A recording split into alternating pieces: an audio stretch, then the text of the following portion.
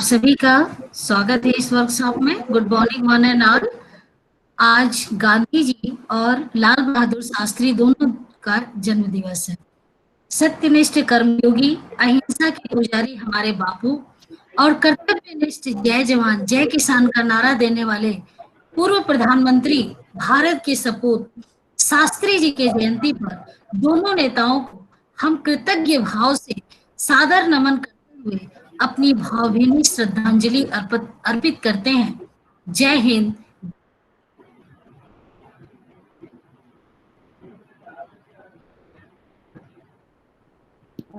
हम सभी को गांधी जी की और लाल बहादुर शास्त्री जी की जयंती मुबारक हो। और इन्हीं शब्दों के साथ अब डॉक्टर परवीन जी को मैं बोलूंगी कि वो सेशन की शुरुआत करें। Okay. Thank you, Ritu. Am I audible? Yes, yes. Okay. Good morning to one and all. It gives me immense pleasure to welcome and introduce an eminent scholar of this technical session, Professor Prashant Shukla, Department of Philosophy, Lucknow University. I, Dr. Parveen Sultana, Associate Professor, Department of Painting, Vasanta College for Women, on behalf of the Organizing Committee of Vasanta College and Gender Champion Committee, Department of Philosophy, University of Delhi, welcomes you, sir, in the 7 days workshop on women's position in philosophy. I am very delighted to introduce Dr. Prashant Shukla. Presently, he is an associate professor of philosophy at Lucknow University. Holding 10 years of teaching experience, is presently had 3 PhD and 2 postdoctoral fellows under his kind supervision. At present, he is also handling the counseling and placement cell of Lucknow University. He is the official visiting faculty of BITS Pilani, Amity University and Bhatkande Music Institute. His area of interest or specialization are classical Greek philosophy, postmodernism, and logic. He did his doctoral research from JNU and postdoctoral research from Kapodistrian University of Athens, Greece. He has authored and co-authored 7 textbooks prescribed by Tripura University, Vinoba Bhave University, and Jamia Millia Islamia University. Along with many research papers, he has also coordinated many workshops and seminars with ICPR. He is associated with Indo-Hellenic Society for Culture and Development, Athens, Greece, Center of Advanced Research and Phenomenology, CARP, USA, and American Association of Philosophy Practitioners, APPA. With this brief introduction of the speaker, now I would like to invite the distinguished scholar to enlighten us with his scholarly words. Dr. Prashant Shukla, sir. Thanks a lot, ma'am, for such kind words. I hope I would be able to justify your words here. And I would like to start with my thankfulness for providing such elite platform and in front of such learned audience. It's a great opportunity, and today is also a great day to start a discussion from a philosopher's perspective. I hope the slide is visible and the voice is audible. Yes, sir. You are audible. Okay, thank you.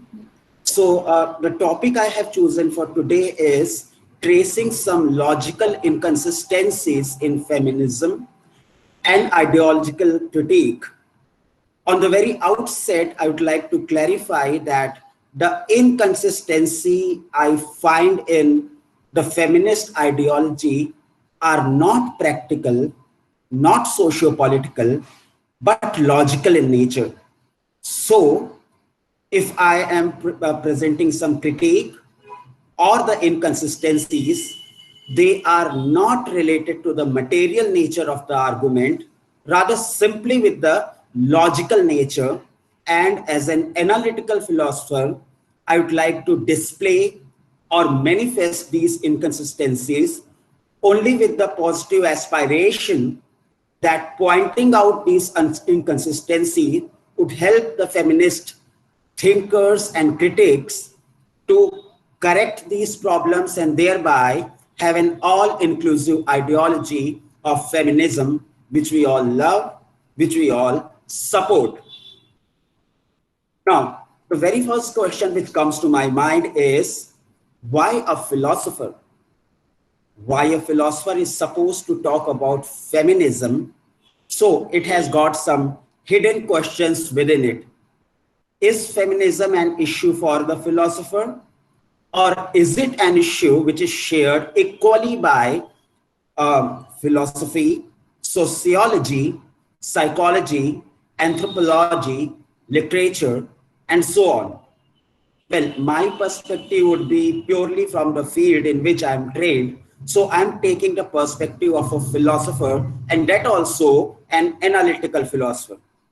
Now, as we all know, philosophy has often been claimed to be a fundamental and foundational study. Abstraction and a certain amount of a priorism has been characteristic of a large part of its nature. This has seemed inconvenient to many who are concerned with an unjust social order, which is discriminatory and, of course, oppressive to several groups, especially women. Some of these point out that abstraction and a priorism are not only an escape route, but a complicity in allowing for status quo. So this is the specific point on which the philosophers are criticized from the feminist perspective. Gender, power, reason are treated by philosophers which sometimes explicitly and sometimes implicitly excludes women. Within the feminist scholarship, there are many diverse positions, but the postmodern multiculturalism and standpoint positions have gained much popularity here. So I would, in a very modest manner, try to take 4 distinct routes to engage with the issue. Firstly, I would try to distinguish the theoretical positions of the philosophers from their personal social opinion. I would like to emphasize that what a person says in writing or in theory need not have the consistency which is expected in his or her personal behavior, because there must be some distinction or dichotomy between the definitional inquiry and the aspirational inquiry. Meaning of the positions taken by philosophers like Aristotle and Kant are most of the time being used by the feminists despite their sexist remarks at many places. Secondly, I would also like to show that if excessive politics of difference is played out, it would absolve the oppressor from the responsibility. They cannot be held responsible for what they cannot understand and comprehend.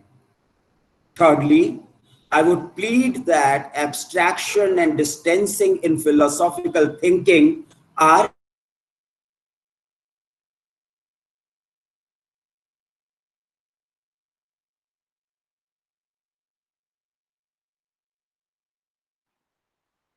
Prashant ji, can you hear us? Network problem. Hello, Dr. Prashant.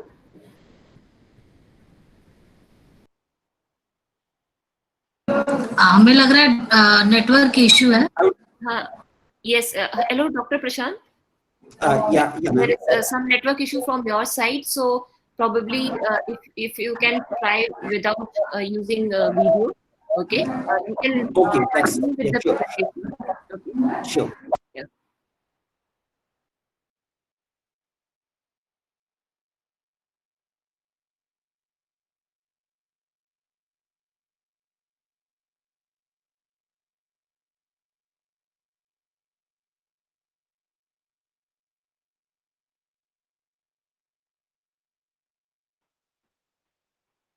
Hello, Dr. Prashant. Can you Can you hear us?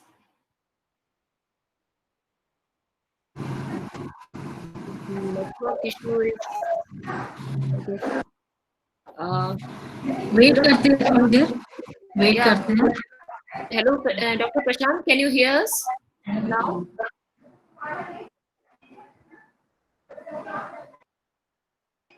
मैं phone करती हूँ उन्हें. हाँ हाँ बिल्कुल बिल्कुल.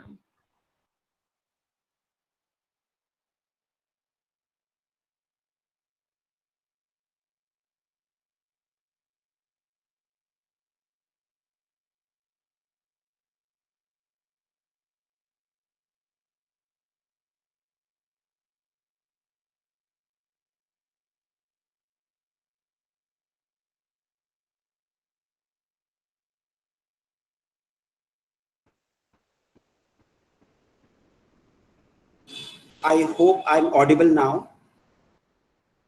Hello. Yes, Dr. Prashant, you are audible now. Okay, thank you. Okay. So I have suggested 4 rules by which I would like to engage with the issue. And the very first issue with which I would like to start is whether existential view over abstraction should be preferred or not. Well, human beings have always sought to uncover and understand the hows, whys, and whats of the world. Some scholars have believed that this is a vain effort as there is no given reality to be discovered, while others have contested the motive of these searches as driven by a desire to control. However, the desire seems to have driven almost all across cultures and continents. Philosophy has sometimes occupied a central role in cultural studies. Sometimes its primary function is seen as clarification of cobwebs of confusion through a clear conceptual analysis. This view is largely taken by the Anglo-American philosophies post-Second World War. The modest task of conceptual analysis consists in analyzing concepts into simpler ones and explicating their interconnections. But many have thought that the philosophers need to answer the bigger questions like how should we lead a good life, ataraxia.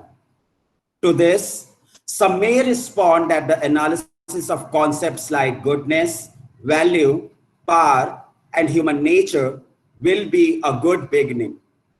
Some critics contest the over-abstraction of this approach and recommend more existential and concrete ways of looking at the central questions of life. Most of the feminist thinkers would prefer the second view, I guess so. Now, is philosophy a strategic way to avoid the concrete or the existential issues, just like feminism?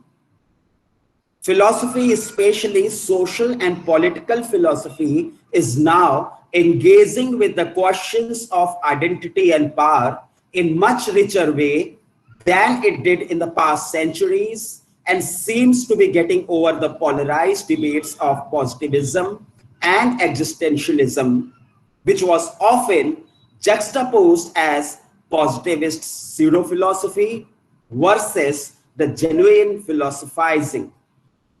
Agnes Hiller had very charmingly invoked that, quote unquote, philosophy needs to recommit itself to the question of knowledge and opinion, which would include a great deal of uncovering and courageous challenging of received dogmas.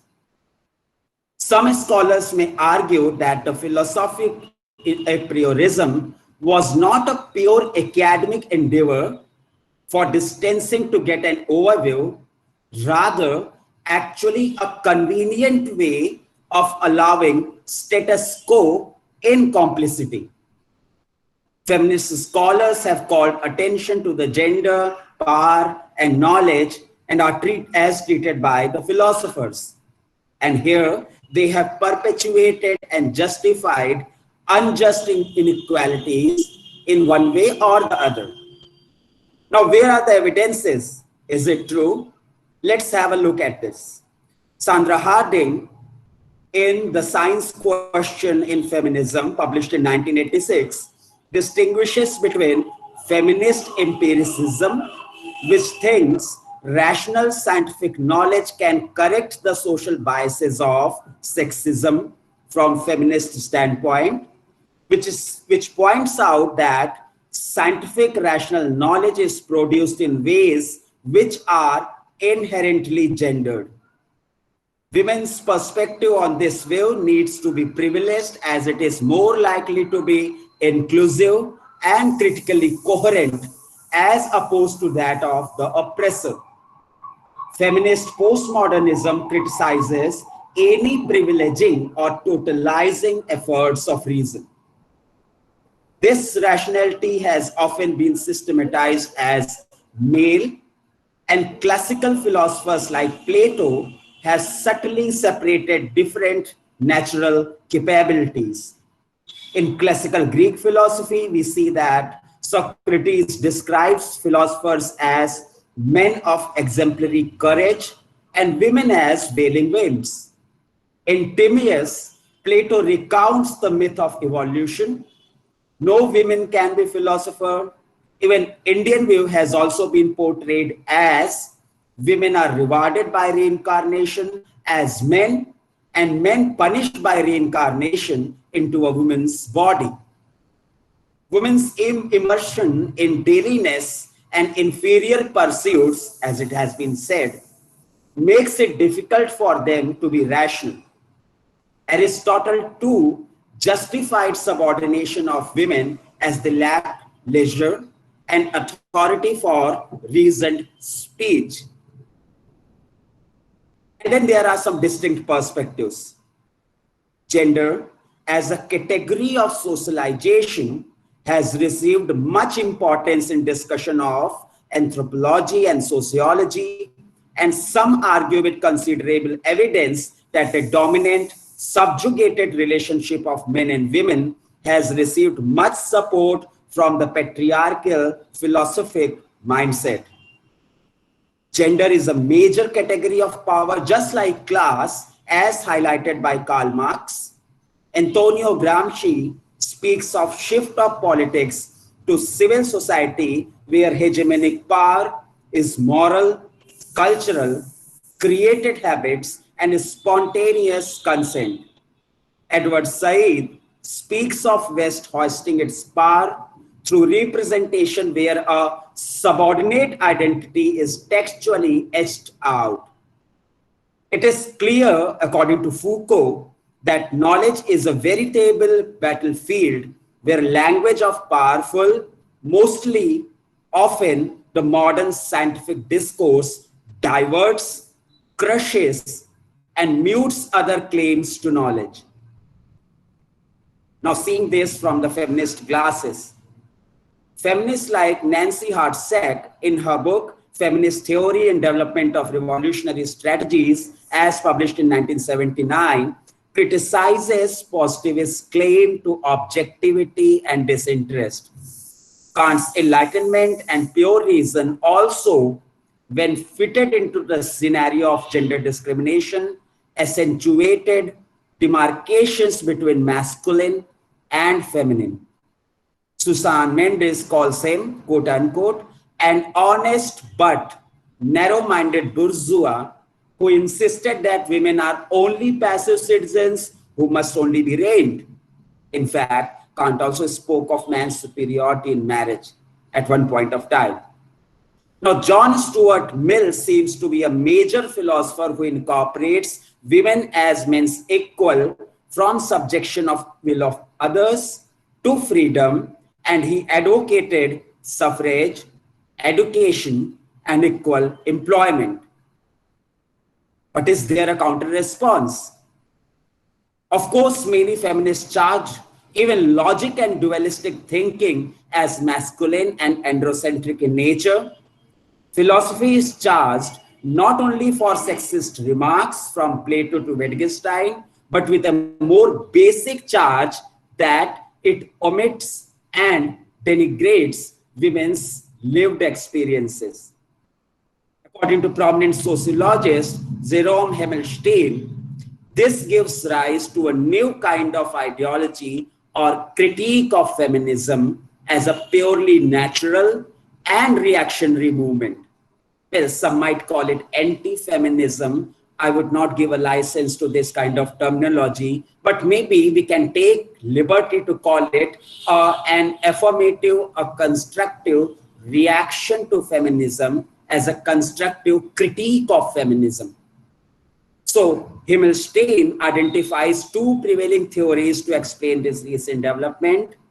The first theory proposed by him is that the extreme criticism of conservative position has created, knowingly or unknowingly, a climate of hostility towards the entire feminist movement. The second, he identifies, states that quite a considerable number of females fail to correlate with the viewpoint and overpowering theories, proposals, and remedies provided by the feminist movements.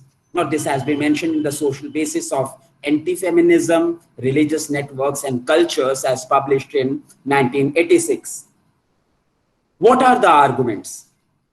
These sociological critiques have also linked their arguments to other not to be overlooked factors such as, number one, female overprivilege in some circumstances, example being divorce laws favoring women in a biased manner where men are required to pay huge amount of divorce settlement despite women initiating the divorce. Two, women on man domestic abuse being deemed a lesser crime than man on woman domestic abuse. Three, authors Janet Salzman, Sheffies, and Anthony Dworkin, writing for Gender and Society, argue that the organizations most likely to formally organize against feminism are religious in nature, where demand for access to male-dominated positions like clergy is accepted, while the vice versa, like nunship, is denied outrightly. Fourth, they emphasize that the more successful a feminist movement is in challenging the authority of the male-dominated groups and society, the more these groups will organize a counter movement, and that's not so unnatural. Now, we have taken the perspective of the sociologists and anthropologists, but that is not exactly what philosophers are trying to say. What the philosophers are trying to say here? Well, the criticism of feminism comes from many quarters of philosophy.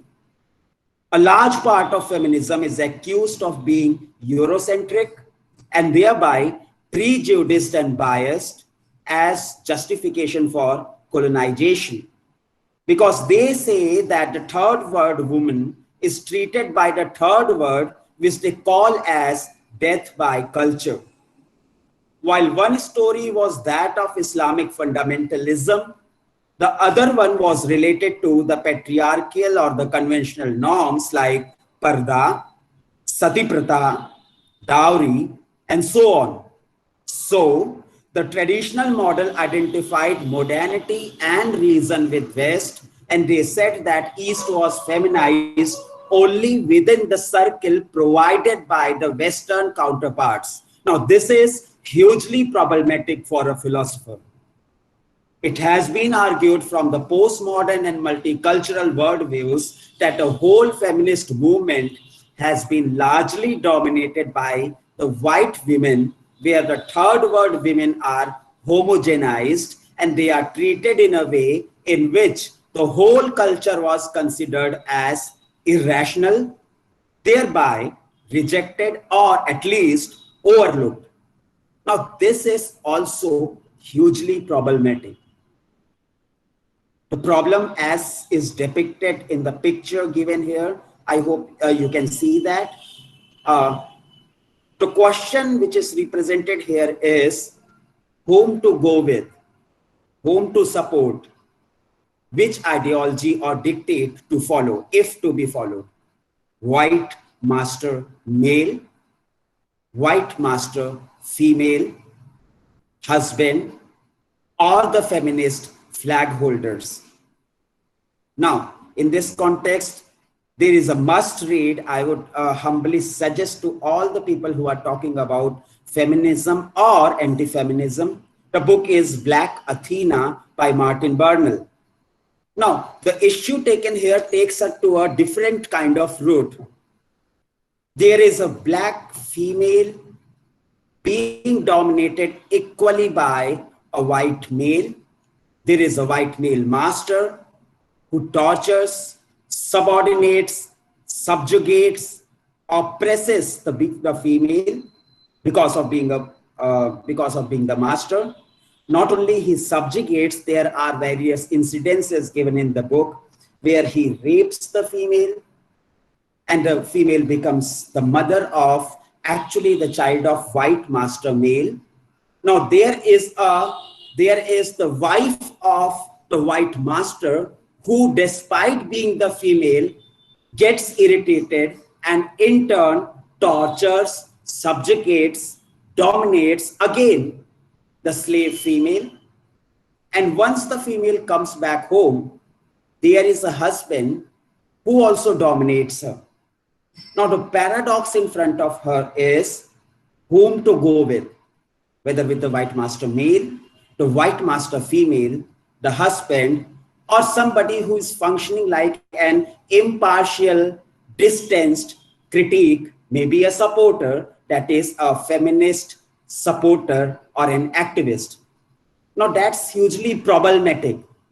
So let's see, what we see in India is that यहाँ पे कोई मजदूर काम करता है, और मजदूर का मतलब यहाँ पे पुरुष भी हो सकता है, स्त्री भी हो सकते हैं, और इनका शोषण किया जाता है इनके मालिकों के द्वारा, इनके ठेकेदारों के द्वारा। सरप्राइजिंगली जब वो वापस घर आते हैं तो वो मजदूर जो कि पति है, वो भी अपनी पत्नी का शोषण करता है, और ये एक विडंबना है। This is the precise paradox, whom to go with. So there is a section of modern day feminists who say that this problem is to be dealt with not as an all inclusive whole, but in a step by step process. So at the first level, I as a female am supposed to favor my husband and then fight against racism, regionality, classism, casteism, and other problems. And later on, I would fight with my husband on the ground of the feminist ideology. So the problem is in so many layers, as mentioned in Black Athena, that it cannot be dealt outrightly. The problem is not so simple that we can give a single shot to it. The question for the philosophers is, all women face the same problem with a big question mark. Saying that all women in the East are alike and all were subjected to patriarchy and there was no equality at all is very, very problematic for a philosopher.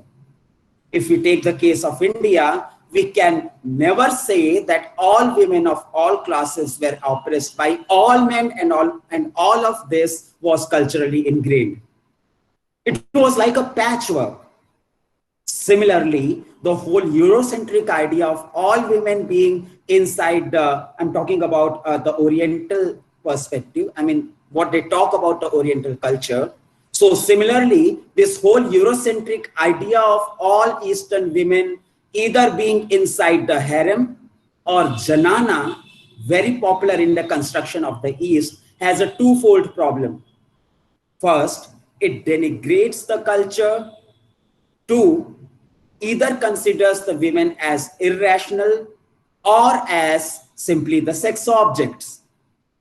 It sounds by their version as if women were either burnt on the funeral pyre or women who were dancing for the sheikhs. Now, this creates a very special kind of problem because this is not going to be a justification to romanticize that no women were ever liberated, but this is in fact to contest the idea that while a large part of feminism was trying to initially say that we are against hegemony and homogenization, they in turn homogenize the whole third world experience and convince themselves and the others that they need to be and can only be liberated by the voice of the West. And this is precisely the paradox of the third world. The claim that women are being killed by their culture and they need to be saved by the Western women with, of course, the presupposed intelligence and creativity is itself problematic. Now, this does not necessarily mean that the third world women are in a very good position. I am not emphasizing on such a flawed opinion, but definitely they would like to say that we also have our agency, and through the past, we had our own history of resistance and reconciliation, and our histories are not the same as that experienced by the Western white-skinned women. Voices coming from multiculturalism, postmodernism, and standpoint theory talking about the diversity of women, which is also in feminist scholarship called the third world feminism, creates their own best critique. So I'm not pointing the critique which is coming from outside, which is coming from a male gaze.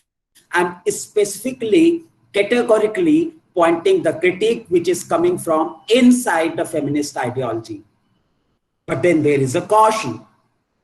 It's a razor's edge, because once you are criticizing Western unnecessary intrusion, so are you saying that you all are all right? No, absolutely no. So we want agency both for self-correction as well as opposition to the West.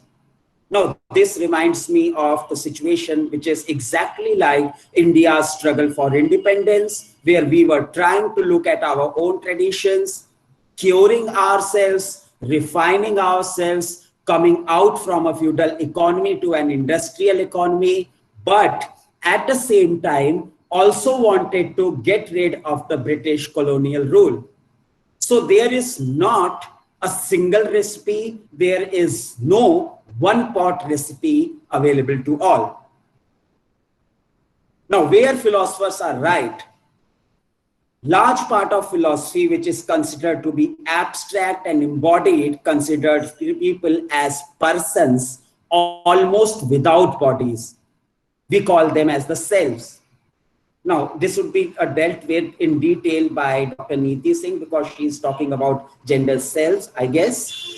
And is seen by some people as blindness to diversity of the case studies as exposed in feminist case studies. But in the framework of Rawlsian theory of justice, I presume that this can be seen as an advantage where you are put under the veil of ignorance so that you do not favor one position over the other, as you might be in any position whatsoever. So talking about dealing with persons as without bodies, as the self, should not be seen negatively as a blindness to diversity, but it has a positive aspect for the feminists as well. So the idea of impartiality for lawmakers is not necessarily an idea of insensitivity as sometimes seen. Rather, it is perhaps an idea which is meant to take away any partiality, whatever it is. Here, over-subjectivization is to be taken care of. After all, it is not necessarily a bad idea to go into abstraction and distancing from reality to get some general principles of morality. But then again, here also there is a caution. Nobody is saying that such general principles are sufficient. Of course, you will always have to use imagination and intuition, as said by Kant, for their application in the real world society. And how far is this relativity to be permitted? When some philosophers say that this multiculturalism is bad for feminism, then this question requires a great deal of attention. Are we saying that all cultures are equally good or bad? This is hugely problematic, especially for women. What kind of multiculturalism are we going to allow? Are we going to say that cultures are self-sufficient and non-dynamic and not objects of judgment? Now, this kind of anthropological view, which we take when we say that you cannot judge a culture, no judgment can be given, as in the case of the tribals or the Adivasis. So judging, evaluating a culture or a personality sometimes has its positive values as well. So the argument goes both the sides, whether we are going to allow multiculturalism or we are going to give some space for cultural relativity. Are we going to take this view? Are we saying that one culture cannot learn from the other? As a matter of fact, it has happened that people have learned from other cultures. Incommensurability is also a problem here. Extreme forms of incommensurability are also problematic, for if we say that one set of people cannot understand other set of people, then number one, it may be true that we cannot completely understand the other person's feelings, emotions, or situations, but we can still say that the absence of knowledge would be a good excuse for escaping our responsibilities. So in case of women movement, if the males are not included as being on their side, they can easily escape with the excuse that since they were not knowing about the situation and therefore they cannot be held responsible for anything which happens from their side. In the Kantian framework, ought implies can. If I can't understand you, if I can't understand whether you are happy or suffering, then of course, I can't be held responsible for causing you unhappiness or suffering.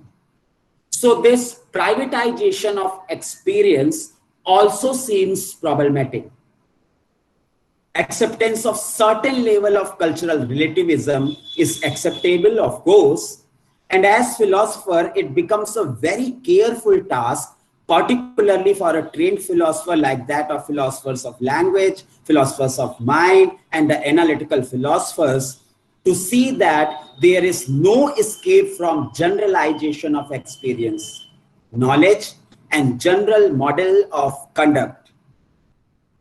So which alternative path is to be taken here? It has to be seen whether this generalization holds an empirically contingent feature or is it essential in nature. Because if it is contingent characterization of people, then the further question is whether it is causing hurt to one set of people over others, and could it be changed? Feminists and other social engineers would say it is contingent and therefore it can be changed. This would be the obvious response, I guess. And this can be done by, well, there are three options or recluse provided to the people. First, take away the role division of man and woman. Two, taking the two roles to be different yet equal. And third, by taking the neglected role of women to be the better role to be used at present. Now let's see these three solutions. Should we take away the role division of man and woman? Well, that makes sense to me. But to the students, if they are present here, I would like to ask one question. Would you like to have different set of experts for different papers which are prescribed in your syllabus? Or would you prefer the second option where there is one teacher who is taking all the things at the same time, or all the teachers sharing all the papers and all the topics at all the times? So role division can be avoided. Well, I think it's an issue which has to be considered again and relocated.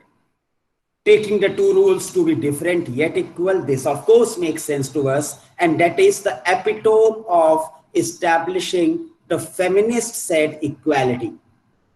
By taking the neglected role of women to be better role to be used at the present, this is a typical postmodern situation where we take the marginal issues to the center and the central issues to the margin.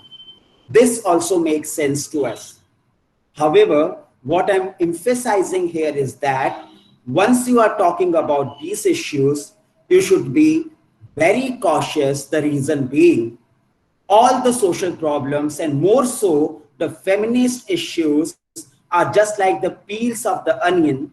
They have so many layers, so many related issues that they cannot have one recipe which would serve all people, all regions, and all contexts.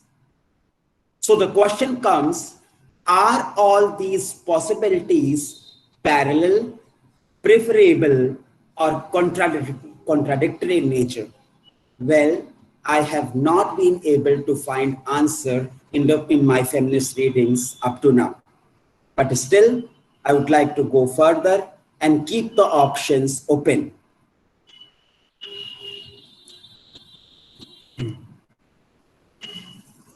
So the humble advice from my side would be, life is not a competition between men and women. It is rather a collaboration. And therefore, a very careful analysis needs to be pursued. Using the philosophical tools would be worthwhile. And if done so, some of the feminist positions have to relook at themselves. Well, it is an open-ended situation with a lot of possibilities, but still the suggestion would be to handle these with care. Thank you. Thanks to all for your patient listening. Thank you so much, Dr. Prashant, for raising a very important issue. I would not say that this whole issue was outside the framework of feminism, as you have already stated, that it is very important for us to look at the debate that whether in the name of feminism they are trying to be colonized or trying to colonize others, or whether some sort of imperialism is being followed, and whether we are trying to disintegrate the society or we are trying to undermine the value of a particular culture. So all these questions are very much important whenever we are dealing with the notion of feminism. So हमारे सामने ये प्रश्न हमेशा खड़ा होगा कि हम feminism के नाम पर जैसा कि मैं पहले भी हम लोगों ने ये डिस्कशन किया है कि फेमिनिज्म के नाम पर ना तो किसी पुरुष के अगेंस्ट काम होना चाहिए, ना किसी कास्ट के अगेंस्ट, ना किसी पर्टिकुलर रिलीजन के अगेंस्ट, ना किसी पर्टिकुलर कल्चर के अगेंस्ट, ना किसी पर्टिकुलर नेशन के अगेंस्ट. सो ऐसे में फिर किस तरीके के फेमिनिज्म की बात हम कर रहे हैं? क्या ऐसे इस परिस्थिति में हम ऐसा तो नहीं है कि साम्राज्यवाद या उपनिवेशकरण की बात करना शुरू कर दे रहे हैं फेमिनिज्म नारीवाद के नाम पर?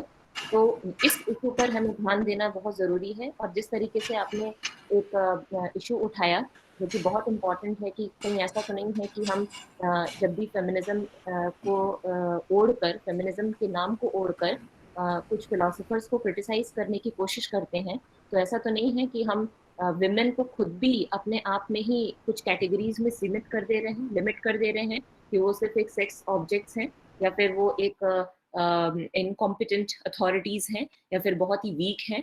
तो जो ये डिस्कशन है, उस डिस्कशन में, फेमिनिस्ट डिस्कशन में, हमें ये भी ध्यान रखना होगा कि हम खुद भी सेम प्रॉब्लम में ना घिर जाएं, सेम गड्ढे में ना गिर जाएं जिस गड्ढे से हम विमेन को उठाना चाहते हैं. तो इन सारे पॉइंट्स को मेंशन करने के लिए आपका बहुत बहुत धन्यवाद.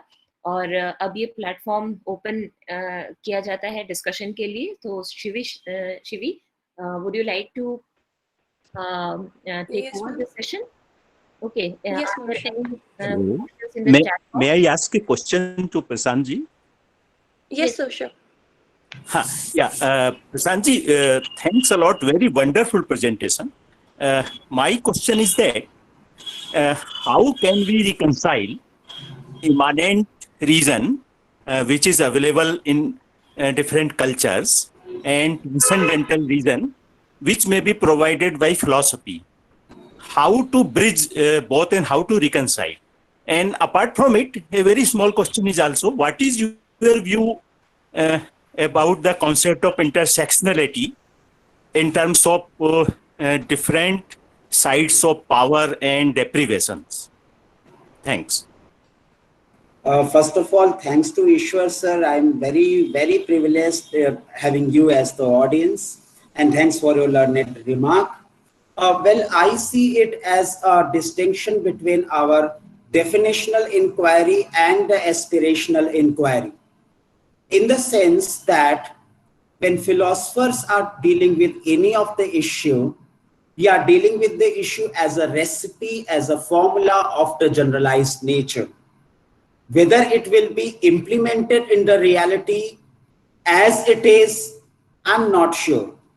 Because in the field of philosophy, we are not in the habit of taking the case studies. And if the case studies are taken, they are still taken with our attempt, with an underlying agenda to give some sort of universal or generalized recipe. Now, when we are going to put it into practice, there are some other factors which are well permissible. But the moment they are permitted, they become issue of some other disciplines. Let's call them anthropology, psychology, or sociology. So I am never saying that there is no is or dichotomy present, but I'm also not saying that is and ought can be the same. Well, they cannot be, and we have learned it with our experience. What our effort should be here is to minimize the gap as much as possible, and that should be the ideal task of a moralist. So, in an ideal situation, there would not be any sort of power play in case of the issue of rights. But once we go to the case studies, we find that of course there are power plays, of course there are a hidden agenda or strategies, whether you talk about philosophers, whether you talk about the European thinkers with a specific set of ideology or so on. It's a very popular kind of criticism कि हम बोल देते हैं कि Aristotle की कौन सुनेगा, उन्होंने तो बोल दिया कि महिलाओं के मुंह में 32वां दांत नहीं होता, और हमने डिड्यूस कर लिया मानो वो विजडम टूथ की बात कर रहे हो सकता है वो कह भी रहे हों. But has this remark been given importance in the field of philosophy? I would say no. In most of the places, in fact, it is not even discussed. And remember, even Aristotle himself has not given any kind of justification for this blunt remark, which might be realized by himself that it is actually nonsensical. तो जब can't इस तरह की कुछ बातें कहते हैं और बाद में परपेचुअल पीस या ग्राउंड वर्क्स की बात करते हैं, जब सोक्रेटिस इस तरह की बात करते हैं, जब प्लेटो आइडियल सोसाइटी की भी बात करते हैं और विमेन को सिटीजन नहीं मानते, तो उनका जो ये दूसरा पक्ष दिखाई देता है, that is the personal opinion and we cannot help it. Our concern is only that thing which is said officially, theoretically, in the book or on the dais. On that position, we find some kind of consistency, and we are trying to arrive that particular kind of parameter. Thereby, my suggestion would be not to get driven by the personal remarks, because these are not the part of discipline. We should focus on what is discipline, and we should try to minimize the gap. I hope I have satisfied you, Ishwar sir. Yeah, thanks. Are there any more questions? The floor is open for questions. So there are no questions in the chat box. If there is no question, then I would like to ask. Hello. Yeah, Rekha, Dr. Rekha. Yes, if no one is asking, then I just have a simple observation to make. Hello, Prashant, this is Rekha here. Hello, Rekha ji. Hanji, do you remember JNU ka refresher? I hope you remember. Okay. So it was really nice hearing you. Mera just take a question nahi, it's a kind of observation you can say.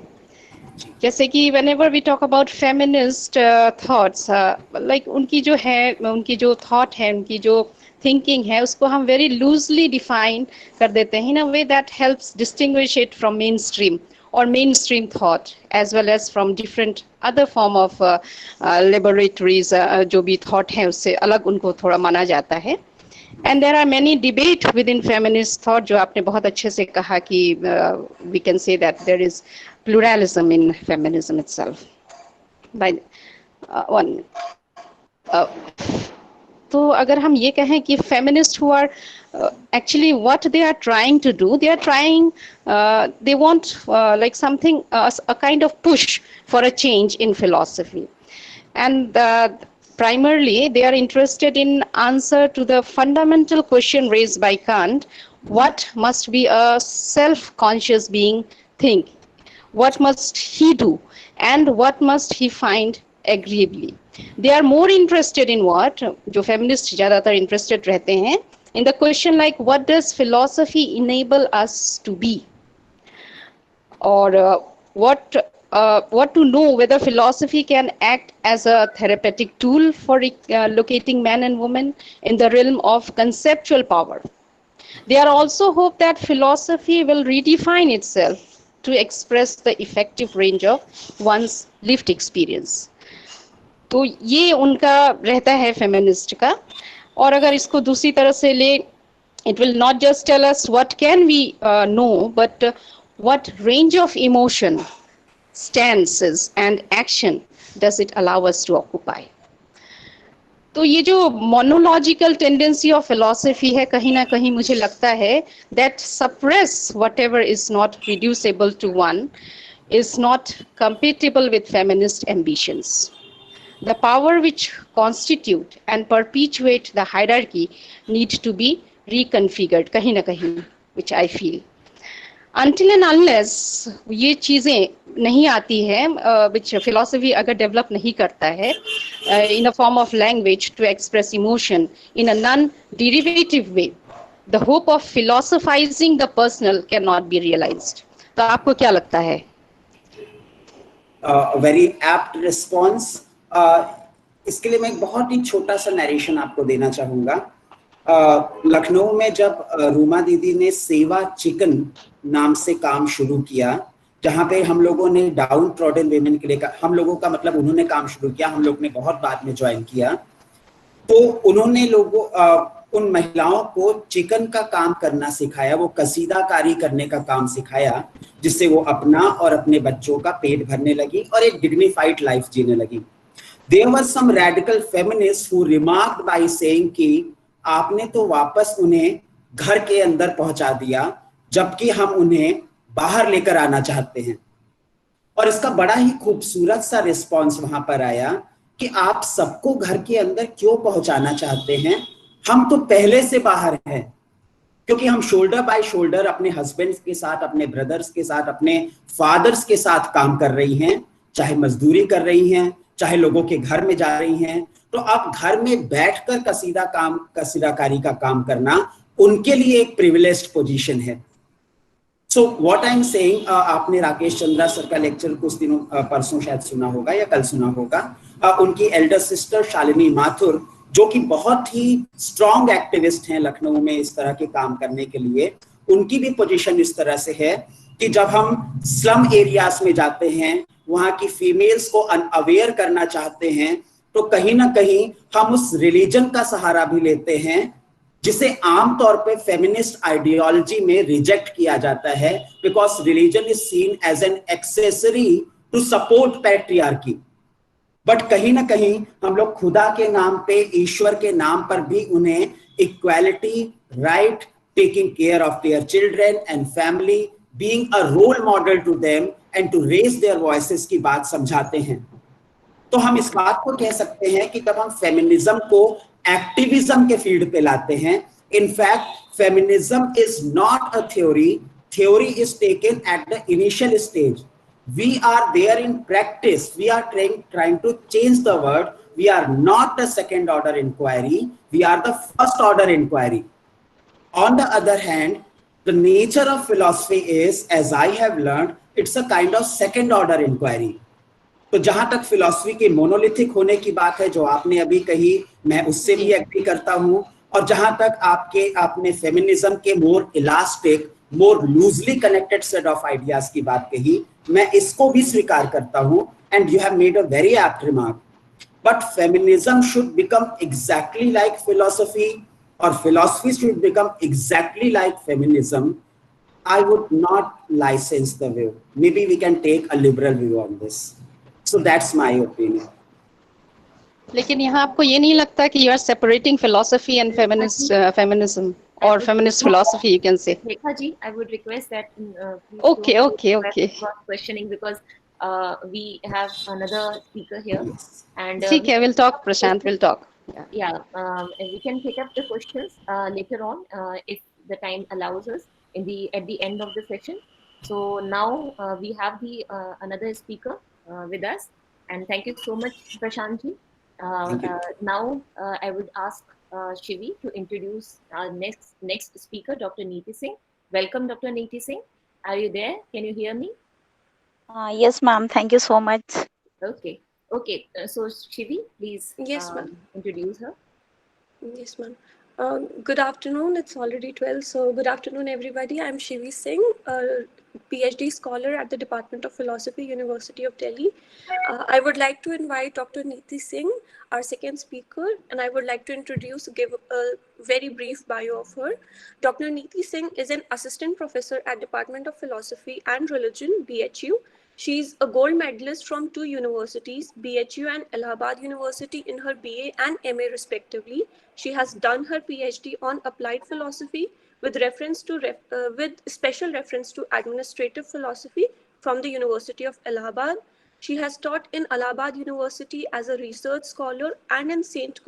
Columba's College, Hazaribagh, Jharkhand for 1 year on contractual basis. She has published 7 research papers related to her research area and 1 book entitled Introductory Principles of Logic, Seeing Things into Categories, with her co-author Arvind Jaiswal. She has been rewarded with many awards in academic field. She has been awarded with the Best Paper Award given by Akhil Bharatiya Darshan Parishad in 2016, 17 and 18 respectively. She has also been awarded by Indian Philosophical Congress for attaining first position in essay completion in 2018 and for the Best Paper Presentation by Bihar Darshan Parishad in 2017. She has presented more than 13 research papers in numerous seminars and conferences, and she believes that philosophy is not just a subject, but a necessity to lead a good life. I welcome you, ma'am. You have the floor. Please. Thank you so much, Shivi, for such a nice introduction. आप सभी लोगों को नमस्कार। सबसे पहले मैं माफ़ी चाहूँगी कि मैं बाहर हूँ, क्योंकि हमारे यहाँ आज नेटवर्क बहुत ख़राब था। सुबह से मैं ट्राई कर रही थी और नेटवर्क बिल्कुल ख़राब था, तो मैं BHU कैंपस में आई हूँ, क्योंकि आज 2 अक्टूबर है, गांधी जयंती है। आप सभी को गांधी जयंती की बहुत बहुत शुभकामनाएं। और अभी फिलहाल यहाँ वाईफाई से मैं कनेक्ट होके आपसे बात करने के लिए आई हूँ, आप सभी लोगों से। और आज लास्ट डे है, आज वैलिडिक्टरी फंक्शन भी है हमारे इस वर्कशॉप का। तो लास्ट में मैं सबसे छोटी भी हूँ, तो सबसे लास्ट में ही रहना अच्छी बात है, लेकिन लास्ट वालों के लिए एक समस्या हो जाती है कि उनके पास कुछ नहीं बचता है कुछ नया बताने के लिए या कुछ नया कहने के लिए, क्योंकि जितना कुछ सोचो, जितना कुछ बोलना चाहो, वो ऑलरेडी लोग बोल चुके हैं। मैं अपनी बात बहुत ही सिंपल बाइलिंगुअल तरीके से रखूंगी। बहुत दिन से मैं फर्स्ट डे से देख रही हूँ, बहुत सारे लोग बहुत ही ऑब्जेक्शन कर रहे हैं कि हिंदी में हो। आई कैन अंडरस्टैंड कि यहाँ पे बहुत सारे लोग हैं जो हिंदी भी समझते हैं, इंग्लिश भी समझते हैं, बस कुछ लोग बिल्कुल भी नहीं समझते। तो मुझे उनके लिए सॉरी कहने के साथ ये है कि ठीक है, कुछ लोगों ने एकदम हिंदी में बोला होगा, तो आपके पास बहुत सारे थॉट्स आ गए होंगे। मैं अपनी बात ऐसे रखना चाहूंगी कि सारे लोग समझ सकें। मुझसे पहले जितने भी एमिनेंट स्पीकर्स बोल के गए हैं, उन लोगों ने ऑलमोस्ट सभी चीजें कवर कर ली हैं, बट स्टिल मैं थोड़ी सी गुस्ताखी करूंगी कि मैं भी कुछ बोलूं। मेरा टॉपिक है इट्स सेल्फ जेंडर्ड, एक मेटाफिजिकल इंक्वायरी है फेमिनिज्म का और सेल्फ का इंडियन पर्सपेक्टिव में। तो मैं सबसे पहले आपको कुछ चीजें क्लियर कर दूं कि जो ऑलरेडी क्लियर हैं, फिर भी मैं अपनी भाषा में कहना चाहूँ तो कि फेमिनिज्म का जो मैं अप्रोच लेके चलती हूँ, मेरे हिसाब से फेमिनिज्म जो लोग, बहुत सारे लोग एकदम एंटी मेन अप्रोच ले लेते हैं या फेमिनिस्ट मतलब मेन हेटर्स समझते हैं। मेरा ऐसा कोई अप्रोच नहीं है। ना ही फेमिनिज्म का मतलब किसी को नीचा दिखाना है, यानी पुरुषों की टांग खींचना है, उनको सरपास करना है, और ना ही किसी तरह का हमारा कुछ ऐसा है कि अब तक हमने जो कुछ भी सहा है या जितना हमारे साथ बुरा हुआ है वो सेम ट्रीटमेंट हम अब अपने फेलो बींग्स या मेन को दें, ऐसा हमारा कोई इरादा नहीं है, ऐसा होना भी नहीं चाहिए। तो मेरा अप्रोच बहुत साफ सीधा क्लियर है कि फेमिनिज्म मतलब फॉर मी पर्सनली कि हम सिर्फ चाहते हैं कि हमें equal rights, equal opportunity, equal treatment, सब कुछ इक्वल मिले, जैसा कि एक ह्यूमन बीइंग होने के नाते पुरुषों को मिलता है वो हमें भी मिले। तो इस अप्रोच को लेके चलते हैं, और हम लोग यानी फेमिनिस्ट लोग, अभी फिलहाल मैं फेमिनिज्म की बात कर रही हूँ तो मैं अपने आप को इस कैटेगरी में रख सकती हूँ आराम से। हम फेमिनिस्ट लोग हम चाहते हैं कि हमें जेंडर इक्वालिटी मिले, यानी हम जेंडर इक्वालिटी की बात कर रहे हैं और करना चाहिए, बट इसके पहले अगर आप जेंडर इक्वालिटी की बात कर रहे हैं तो एक प्री सपोजिशन बहुत ही मतलब ऑब्वियस है कि आपको मानना पड़ेगा कि जेंडर डिस्क्रिमिनेशन है, क्योंकि जब तक हम ये नहीं मानेंगे कि जेंडर डिस्क्रिमिनेशन है तब तक हम जेंडर इक्वालिटी की बात नहीं कर सकते। तो जेंडर डिस्क्रिमिनेशन है, ये हमारा प्री सपोजिशन होना चाहिए। लेकिन अगर हम बात करें सेल्फ के लेवल की, तो सेल्फ यानी जिसे हम आत्मा, स्पिरिट, सोल, बहुत जीव, बहुत सारे शब्दों से, बहुत सारे टर्म से जानते समझते हैं, तो उसके बारे में बात करें तो प्रश्न उठता है कि इज सेल्फ जेंडर्ड? क्या ये केस है? Is this the case that self has some specific gender like male और फीमेल? हमसे पहले बहुत सारे स्पीकर्स ने बात की, तो मैं उसके डिटेल में नहीं जाऊंगी। बाला गणपति सर ने बहुत अच्छे से इसको बताया था, सेक्स और जेंडर के बीच का जो फर्क है वो क्या है, और किस तरह से बायोलॉजिकल कंसर्न में हम लोग सेक्स की बात करते हैं और सोशल कंस्ट्रक्ट के तौर पे जेंडर की बात करते हैं। फिर बहुत सारे लोग आते हैं जो सेक्स और जेंडर का भी फर्क मिटा देते हैं। उस रिगार्डिंग बहुत सारे लोगों की बात की थी, जूडिथ बटलर की भी बात की थी सर ने, और बहुत सारे स्पीकर्स बहुत सारा कुछ क्लियर कर दिए हैं, तो मैं बार बार उसी चीज का रिपीटेशन नहीं करूंगी। मैं सीधे आगे बढ़ूंगी और ये बताना चाहूंगी कि अगर हम इंडियन फिलोसॉफिकल ट्रेडिशंस में देखें तो चाहे वो चारवाक हो, चाहे बुद्धिज्म हो, जैनिज्म हो, हमारा न्याय वैशेषिक हो, सांख्य योग हो, मीमांसा हो, वेदांत हो, कोई भी स्कूल ले लीजिए और आप सारे फिलोसॉफिकल स्कूल्स के यानी सारी जो दार्शनिक परंपराएं हैं हमारे भारतीय दर्शन में, यदि उनको आप देखें तो आप पाएंगे कि जब भी वो आत्मा की चर्चा करते हैं, आत्मन is neutral gender in itself, ये वर्ड जो है वो न्यूट्रल जेंडर का है, जिसको हम लोग संस्कृत भाषा में नपुंसक लिंग कहते हैं, यहाँ तक मेरी समझ है और मुझे मिला है। ये कोई फीमेल या मेल जेंडर यानी स्त्रीलिंग या पुल्लिंग से संबंधित नहीं है। और बहुत सारे लोगों का दावा है, दार्शनिकों का भी दावा है, मेटाफिजिशियंस भी ये दावा करते हैं कि जब भी हम सेल्फ के रिगार्डिंग कोई बात करते हैं तो हम ये कहते हैं कि सेल्फ का कोई जेंडर नहीं होता। और कुछ लोगों को खास तौर से पुरुष शब्द जो कि सांख्य योग में बहुत यूज होता है फ्रिक्वेंटली, तो पुरुष शब्द से दिक्कत होती है। उनको लगता है कि पुरुष जो टर्म है वो चूंकि मैस्कुलिन जेंडर का साउंड लिए हुए है, तो इस रिगार्डिंग वो पुरुष और प्रकृति का जो डिफरेंशिएशन बताते हैं उसमें वो जेंडर डिस्क्रिमिनेशन की बात कर लेते हैं। बट फिर भी ऐसा नहीं है। सांख्य दर्शन को आप देखेंगे ध्यान से तो उसमें भी जेंडर डिस्क्रिमिनेशन नहीं है, और ना ही पुरुष शब्द में संस्कृत बतौर संस्कृत की तरह से यदि देखें तो जो एटमोलॉजी के हिसाब से उसमें जरूर मैस्कुलिन साउंड है, बट पुरुष अपने आप में किसी जेंडर को कैरी नहीं करता है या उसको पजेस नहीं करता है। तो चाहे ये सारे षड दर्शन ले लीजिए या श्रमण परंपरा के दर्शन ले लीजिए या भौतिकवादी चारवाक दर्शन ले लीजिए, इन सब में सेल्फ का जेंडर डिसाइड नहीं किया गया। और ये बहुत ही एक फेमस पेपर है रुथ वनिता का, मैं उसको यहाँ पर रेफरेंस के तौर पे उसका जिक्र करना चाहूंगी कि उन्होंने एक पेपर लिखा था कि सेल्फ इज नॉट जेंडर्ड। एक डिबेट है, उसमें उन्होंने सुलभा का डिबेट कराया जो किंग जनक से हुआ था, उसका कुछ उन्होंने डिस्क्रिप्शन उसमें दिया है। सुलभा का नाम आप लोग नहीं जानते होंगे तो मैं बहुत ही ब्रीफली यहाँ पे बता दूं, फिर मैं आगे बढ़ती हूँ। क्योंकि हम लोग मैत्रेयी, गार्गी, लोपामुद्रा, घोषा इन सब का नाम हमेशा सुनते रहते हैं। ये सारी विदुषियां जो हैं इनका नाम बहुत ही सर्वसुलभ है और हम सारे लोग वेल एक्वेंटेड हैं, बट सुलभा के नाम से बहुत कम लोग परिचित हैं। तो सुलभा के बारे में ये कहा जाता है कि वो एक सिंगल रिनंसिएंट वुमन थी जो कि घूमती रहती थी और वो इमेंसिपेटेड थी। उनका एक डिबेट होता है राजा जनक के साथ, जहाँ पे वो राजा जनक को उस डिबेट में पराजित कर देती हैं, और वो डिबेट का जो होल सोल एसेंस कह सकते हैं या जिस्ट कह सकते हैं, वो इसी बात पर टिका होता है कि क्या जेंडर होता है सेल्फ का कोई, यानी सेल्फ जेंडर्ड है कि नहीं है। और वहां पे सुलभा इस बात को क्लियर कर देती है और एस्टैब्लिश करती हैं कि सेल्फ इज नॉट जेंडर्ड।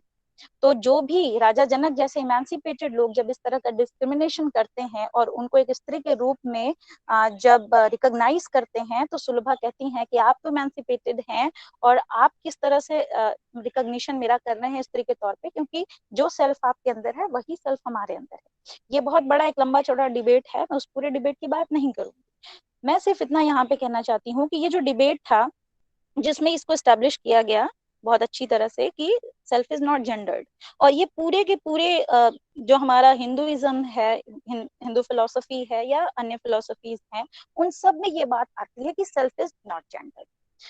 तो प्रॉब्लम क्या है, सेल्फ तो जेंडर्ड है नहीं, तो फिर ये जेंडर इक्वालिटी की बात कहाँ से आई, ये प्रश्न उठता है। और हमने शुरू यहीं से किया था कि अगर जेंडर इक्वालिटी की बात करेंगे तो हमें जेंडर डिस्क्रिमिनेशन का प्रीसपोजिशन लेके चलना पड़ेगा। अब बात यह है कि मेटाफिजिकल लेवल पे अगर जेंडर डिस्क्रिमिनेशन नहीं है तो क्या जेंडर इक्वालिटी की बात नहीं होगी? क्योंकि आप ध्यान दीजिएगा, जब भी आप टारगेट करते हैं इंडियन सोसाइटी को ये कहते हुए कि यहाँ पे जेंडर डिस्क्रिमिनेशन होता है, यहाँ पे जेंडर इनइक्वालिटी है, तो लोग आपको काउंटर अटैक करते हुए कहते हैं कि हमारे यहाँ ट्रेडिशंस में तो ऐसा कुछ है ही नहीं, हमारे यहाँ तो स्त्रियों को जो है पुरुषों से भी अधिक मान्यता दी गई, इज्जत सम्मान दिया गया, और यत्र नार्यस्तु पूज्यन्ते रमन्ते तत्र देवता की परंपरा रही है, तो यहाँ पे तो ऐसी कोई बात ही नहीं कर सकते। बट स्टिल आपको पहले दिन का अगर पाड़िया मैम का लेक्चर याद होगा तो मैम ने भी ये बात कही थी कि थियोरेटिकली हमारे इंडियन ट्रेडिशन में स्त्रियों को बहुत इक्वलिटी, बहुत सम्मान, बहुत सारी चीजें मिली, बट प्रैक्टिकली कितना मिल पाया ये देखने वाली चीज है। तो अब हम इस बात को यहाँ से कनेक्ट करते हैं कि जेंडर, जब इक्वालिटी की हम बात कर रहे हैं तो हमारा जो प्री सपोजिशन है कि जेंडर डिस्क्रिमिनेशन है, वो जेंडर डिस्क्रिमिनेशन कब और कहाँ से शुरू होता है? क्योंकि जब हम उस जेंडर डिस्क्रिमिनेशन की शुरुआत, यानी where this gender discrimination begins from, ये समझ लेंगे, तब हम समझ पाएंगे कि हमें एक्चुअली अटैक कहाँ करना है। क्या हम मेटाफिजिकल जो हमारे डिस्पोजिशंस हैं या हमारा जो मेटाफिजिकल एक्सप्लेनेशन है सेल्फ के रिगार्डिंग, उसको दे करके क्या हम ये क्लैरिफिकेशन दे सकते हैं कि there is no gender discrimination in our country और in our society? So I don't think so, because I think कि जब भी हम जेंडर डिस्क्रिमिनेशन की बात करेंगे तो हम जेंडर रिकॉग्निशन से शुरू करेंगे, और जेंडर रिकॉग्नाइज कहाँ होता है? जेंडर रिकॉग्नाइज तो मेटाफिजिकली हो नहीं रहा है, यानी मेटाफिजिकल लेवल पे तो जेंडर रिकॉग्निशन की बात होती नहीं है। तो where it is actually recognized, it is recognized in society, on the societal level, on the psychological level, on the bodily level, it is recognized. So we have to talk about the gender discrimination in this society where the gender recognition starts from. तो gender recognition यहाँ से start होता है, तो हमें ये भी देखना पड़ेगा कि जेंडर हमारा जैसे ही रिकॉग्नाइज होता है वैसे ही हम जेंडर डिस्क्रिमिनेशन की बात करते हैं, और उसके बाद अब हमारी बात आती है कि जेंडर इक्वालिटी की बात हम करें कि ना करें, यानी जेंडर इक्वालिटी हमें चाहिए या नहीं चाहिए। तो ऑब्वियसली सिंस टाइम इमेमोरियल लोगों ने ये प्रयास किया हुआ है कि जेंडर इक्वालिटी तो होनी ही चाहिए। हम फेमिनिस्ट सभी लोगों का पूरा अगर पर्सपेक्टिव आप ध्यान से देखें, या हमारा जो एफर्ट है वो किस चीज के लिए है? क्या हमारा ये 7 दिन का जो वर्कशॉप है ये सिर्फ इस बात के लिए है कि हम लोग सिर्फ कुछ प्रेजेंटेशंस करें, कुछ क्वेश्चन आंसर सेशन करें और उसके बाद फिर बस हो गया? ऐसा तो नहीं है। इसका मतलब है कि हम चाहते हैं कि यहाँ पे जो बातें हो रही हैं, यहाँ पर जो हमारे बीच संवाद हो रहा है, जो डायलॉग हो रहा है, इससे जो कंक्लूजन निकल रहा है, यानी जो एक थ्योरेटिकल जो हमारे पास एक आउटकम आ रहा है, उसका एप्लीकेशन भी हो। अब देखिए यहाँ पर मैं थोड़ी सी अप्लाइड फिलोसफी, अप्लाइड मेटाफिजिक्स की बात करना चाहूंगी। बहुत सारे लोग कहते हैं कि अप्लाइड मेटाफिजिक्स जो है, यानी कि मेटाफिजिकल कॉन्सेप्शंस और थियरीज को सोसाइटल लेवल पर या वर्ल्डली लेवल पर उसको हूबहू इम्प्लीमेंट करना, अप्लाई करना, ये बहुत ही नैरो सेंस है। इस तरह से होता नहीं है। और आप कभी भी देख लेंगे कि मेटाफिजिक्स का स्फीयर अलग है, सोशल स्फीयर अलग है। इसीलिए मेटाफिजिक्स के रेल में जिन चीजों को हम डिल्ट करते हैं, सोशियो पॉलिटिकल फिलोसफी में सेम चीजों को डिल्ट नहीं करते हैं। सोशल पॉलिटिकल थियरीज कंस्ट्रक्ट करनी होती हैं और वो दूसरे तरीके से काम करती हैं, वो हूबहू एप्लीकेशन ऑफ मेटाफिजिकल कॉन्सेप्शंस नहीं है। तो इस जगह पे हमें क्या करना होता है, यहाँ पे हमें समझना पड़ता है कि जो मेटाफिजिशियन ये क्लेम कर रहे हैं कि हमारे यहाँ थ्योरेटिकली कोई डिस्क्रिमिनेशन नहीं है, वो भी अपने आप को डिफेंड नहीं कर सकते इस बात से कि यहाँ पर जेंडर डिस्क्रिमिनेशन है। क्यों?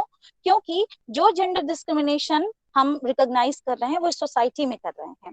और वो व्यक्ति, मान लीजिए कि कोई भी हो सकता है, फॉर एग्जाम्पल अगर आप अपने आप को रख के सोचें कि मान लीजिए आपके पास एक ऐसा मेटाफिजिकल प्री सपोजिशन है जो कि जेंडर डिस्क्रिमिनेशन नहीं करता है on the level of self, but still आपका जो बिहेवियरल पैटर्न है, आपका जो एटीट्यूड है, आपका जो सोशल नॉर्म है, आपकी जो लाइफ है, उसमें इट इज सीन ये कि you believe in the gender discrimination. आपके ट्रीटमेंट्स अलग हैं मेल फीमेल को लेके, आपका नजरिया अलग है उनको लेके, और आप अपॉर्चुनिटी देने में यदि आनाकानी करते हैं या किसी भी तरह की डिस्पैरिटीज अगर हमें विजिबल है, तो फिर हम ये कैसे कह सकते हैं कि यहाँ पर हूबहू मेटाफिजिकल एप्लीकेशन या इम्प्लीकेशंस हो रहे हैं।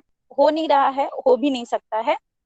फिलहाल में हम ये कहना चाहेंगे कि ऐसे मेटाफिजिशियंस जो कि इस तरह के प्रीसपोजिशंस लेकर चलते हैं कि जेंडर का डिस्क्रिमिनेशन सेल्फ लेवल पे नहीं हो सकता, वो भी अपने आप को इस बात के लिए डिफेंड नहीं कर सकते कि हमारे सोसाइटी में जेंडर डिस्क्रिमिनेशन नहीं है। तो बात इन सारी बातों के पीछे मतलब मर्म क्या है, आखिर हम ये बातों को लिंक क्यों कर रहे हैं कि मेटाफिजिकल जो लेवल है वहां पे सेल्फ का कोई जेंडर नहीं डिसाइड होता है और सोसाइटल लेवल पर हो रहा है, तो इन दोनों को लिंक करने के बीच में रीजन क्या है? तो सवाल ये है कि क्या मेटाफिजिकल जो क्लैरिफिकेशंस हैं उसके आधार पे सोशल जो डिफॉर्मिटीज हैं या जो हमारे सोशल डिमेरिट्स हैं, सोशल इश्यूज हैं, क्या उनका किसी तरह का रिजोल्यूशन किया जा सकता है? तो यहाँ पर मैं इस बात से डिसएग्री करती हूँ। मेरा कहना है कि जब भी हम मेटाफिजिकली देखते हैं सेल्फ को और उसके बाद सोसाइटी के लेवल पे जब हम देखते हैं सेल्फ को, जो इम्बॉडीड सेल्फ है, जो कि जेंडर्ड सेल्फ है, यानी वो सेल्फ जो कि एक फीमेल या मेल बॉडी में रहता है, जिसको कि हम कुछ अपने सोशल नॉर्म्स के तहत एक जेंडर में डिसाइड कर देते हैं कि यदि इस तरह के आपके क्रियाकलाप हैं, इस तरह के आपके चाल चलन, रहन सहन, पहनावा, बात व्यवहार है, तो आप इस तरह से रिकॉग्नाइज्ड होंगे, इस जेंडर में रिकॉग्नाइज्ड होंगे, या आप ट्रांसजेंडर में रिकॉग्नाइज्ड होंगे या मेल फीमेल जेंडर में रिकॉग्नाइज्ड होंगे। तो इस तरह के किसी भी मतलब सोशल इश्यूज को हम मेटाफिजिकल लेवल से डील नहीं कर सकते। तो फिर इक्वालिटी आएगी कैसे? यानी क्या इक्वालिटी लाने के लिए, जेंडर इक्वालिटी के लिए हमें मेटाफिजिकली सेल्फ के जेंडर को देखना पड़ेगा, या हमें सोशल नॉर्म्स पर या सोशल लेवल पर किसी तरह की कोई थियरी कंस्ट्रक्ट करनी होगी, या यहाँ से हमें कुछ करना पड़ेगा? तो मैं इस बात पे कहना चाहूंगी कि although I have worked on applied philosophy, applied metaphysics के भी मैं फेवर में रहती हूँ, but particularly in this case मुझे ऐसा लगता है कि metaphysics is of no much help, I think, क्योंकि जब भी हम मेटाफिजिकल सेल्फ की बात करेंगे वो मेटाफिजिकल लेवल पे ही रहेगा, क्योंकि वहां पे रिकॉग्निशन ही नहीं होता है, और जहाँ रिकॉग्निशन ही नहीं होता है जेंडर का, वहां पे आप इनइक्वालिटी की बात ही नहीं कर सकते। और जैसे ही आप इनइक्वालिटी की बात नहीं करेंगे, आप उस प्री सपोजिशन को ही खत्म कर दे रहे हैं, जिस प्री सपोजिशन को लिए बिना हम जेंडर इक्वालिटी की बात नहीं कर सकते। तो अब इस पूरे को अगर हम एक थ्रेड में पिरो के देखें, तो जेंडर इक्वालिटी यदि हमें चाहिए तो जेंडर डिस्क्रिमिनेशन हमारा प्रीसपोजिशन है, and it is in fact a fact. ये फैक्ट है कि जेंडर डिस्क्रिमिनेशन है, और वो जेंडर डिस्क्रिमिनेशन है क्योंकि जेंडर रिकॉग्निशन है, और जेंडर रिकॉग्निशन कहाँ है? सोसाइटल लेवल पे है। तो जेंडर रिकॉग्निशन जिस लेवल पे है उसी लेवल पे डिस्क्रिमिनेशन होता है, और उसी लेवल पर उसका रिजोल्यूशन होना चाहिए, उसी लेवल पर हम इक्वालिटी की डिमांड कर सकते हैं। तो मैं बस पूरे मेरे छोटी सी वार्ता का जो सारांश है वो यही है कि हम लोगों को, यानी हम चाहे वो एकेडमिशियंस हो, सोशल रिफॉर्मर्स हो, सोशल एक्टिविस्ट्स हो, या कोई भी हो, पर्सनल लेवल पर भी कोई जो काम कर रहा है, वो किसी तरह के मेटाफिजिकल कॉन्सेप्शन को बीच में ला करके सोशल इक्वालिटी और इनइक्वालिटी की बात ना करे, क्योंकि जैसे ही वो किसी मेटाफिजिकल कॉन्सेप्शंस के आधार पे इसको रिजोल्यूट करने की बात करता है, मुझे लगता है कि वो थियरी फेल हो जाती है, क्योंकि मेटाफिजिकल कॉन्सेप्शन हमारे सोशल लेवल पे हूबहू अप्लाई नहीं होते हैं।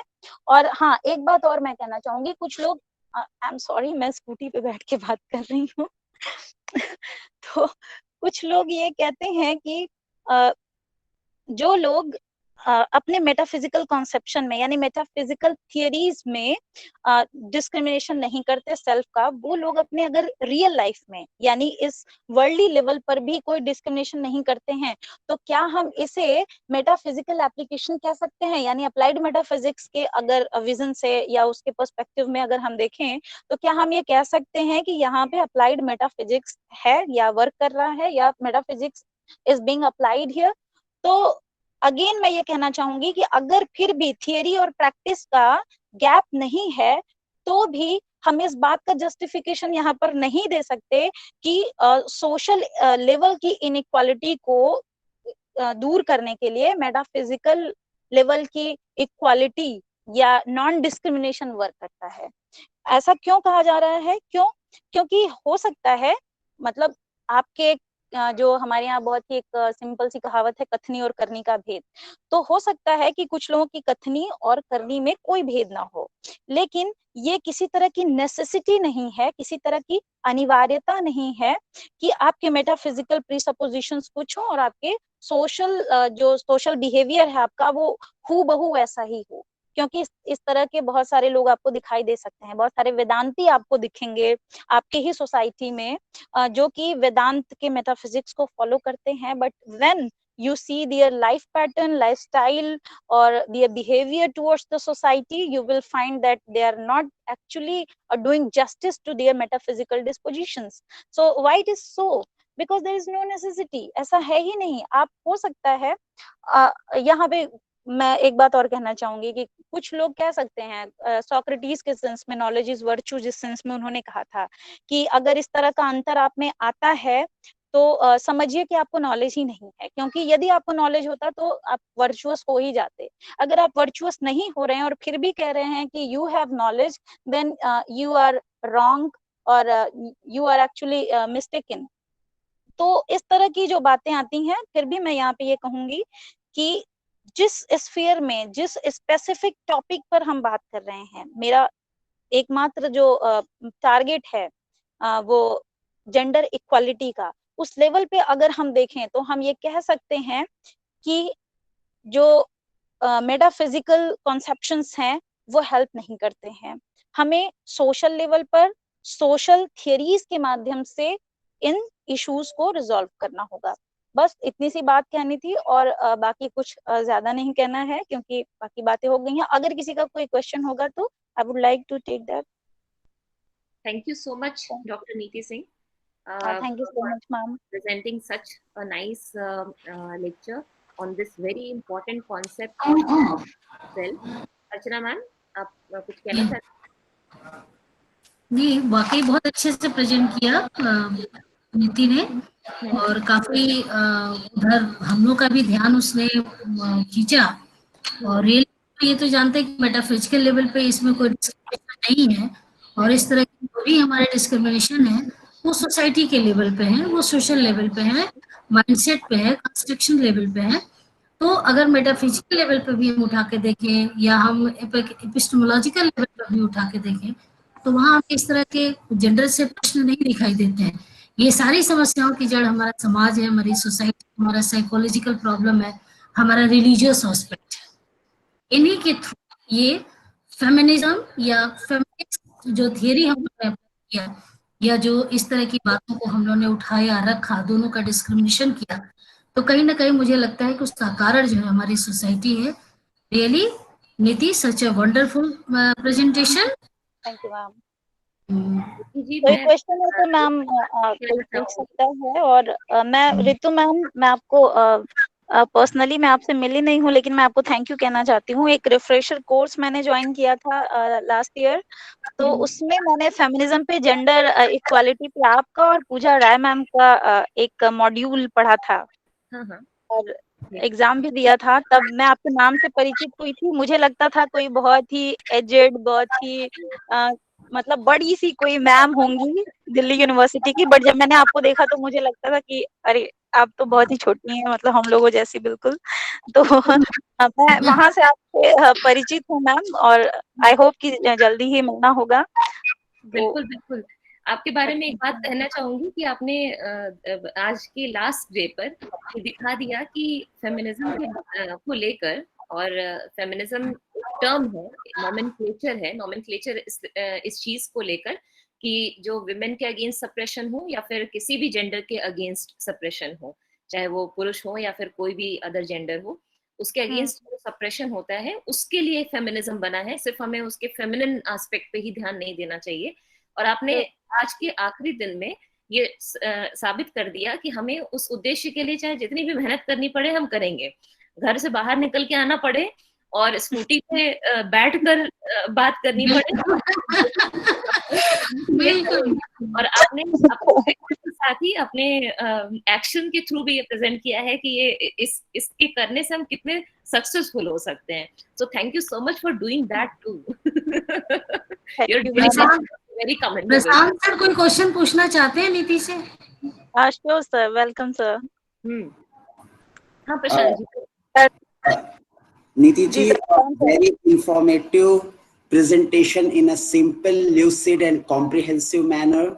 Congratulations to you and I'm really proud of you. एक छोटा सा प्रश्न आपसे है और ये बड़े ही व्यावहारिक धरातल पर है, सैद्धांतिक नहीं है। उदाहरण के लिए अगर मैं कहूँ, मैं अपनी कोल्ड ड्रिंक पीने की लत को नहीं छोड़ पा रहा, राइट? तो बाकी चीजें कंट्रोल कर लेते हैं, लेकिन इस लॉकडाउन के पीरियड में जबकि गवर्नमेंट भी कहती है कि ठंडी चीजों को आप मत लीजिए, लेकिन वो कोल्ड ड्रिंक जो आपको रेफ्रिजरेटर में रखी हुई दिख जाती है तो आप थोड़ा सा उसे पी लेते हैं। और उसे पीते समय आप बड़े कॉशियस रहते हैं कि आप बच्चों से छुपा करके कोल्ड ड्रिंक पी लें, क्योंकि फिर आप उन्हें मना नहीं कर पाएंगे और फिर ये प्रक्रिया आगे बढ़ती चली जाएगी। फिर हम उनको ब्लेम करेंगे, वो हमको ब्लेम करेंगे, and this might lead to infinite regress. ये जो डेफिनेशनल और एस्पायरेशनल की प्रॉब्लम है, जिसके बारे में आलोचक वसुधैव कुटुंबकम पर भी सवाल उठाते हैं, नारीवाद पर भी सवाल उठाते हैं और समानता के मुद्दे पर भी सवाल उठाते हैं। मेरा एक प्रश्न ये होगा कि अगर मैं अपने कोल्ड ड्रिंक पीने की कोई जस्टिफिकेशन सत्यापन नहीं कर पा रहा हूं, तो मैं कहीं ना कहीं इसे व्यक्तिगत मत तो मान रहा हूं, लेकिन इसे सैद्धांतिक या फिर वैचारिक धरातल पर स्पष्ट नहीं कर पा रहा हूं। तो आप मुझसे मेरी आधिकारिक वस्तुस्थिति, मेरी ऑफिशियल पोजीशन मानेंगी या नहीं मानेंगी? और अगर आप नहीं मानती हैं तो क्या आप इसको मेरे सैद्धांतिक दृष्टिकोण के साथ सिंक्रोनाइज करना चाहेंगी या मुझे बेनिफिट ऑफ डाउट देना चाहेंगी? धन्यवाद। काफी पेचीदा सवाल है सर आपका, but still I would like to solve it and reply. मुझे लगता है सर कि अगर कोई ऐसा व्यक्ति है जो कि अपने किसी भी एक्शन को करने या न करने के पीछे के जस्टिफिकेशन से परिचित है, यानी वो क्यों कर रहा है ये भी जानता है, और क्यों, यदि नहीं कर रहा है तो क्यों नहीं कर रहा है ये भी जानता है, ठीक है? यानी कि वो थ्योरेटिकली या अपने बिलीफ सिस्टम के लेवल पे उसको पता है कि what ought to do and what ought not to do. But still अगर somebody is so much मजबूर है, हेल्पलेस है कि वो नहीं हेल्प नहीं कर सकता, अपने आप को रोक नहीं पा रहा है, तो मैं कहूंगी कि मुझे लगता है कि ये उसकी वीकनेस है, विल की वीकनेस है, जिसको हम लोग एथिकल लैंग्वेज में जिसको हम लोग कहते हैं कि वीकनेस ऑफ मॉरल विल, या मॉरली वो वीक है, कि वो जानता तो है कि ये नहीं करना है फिर भी कर रहा है।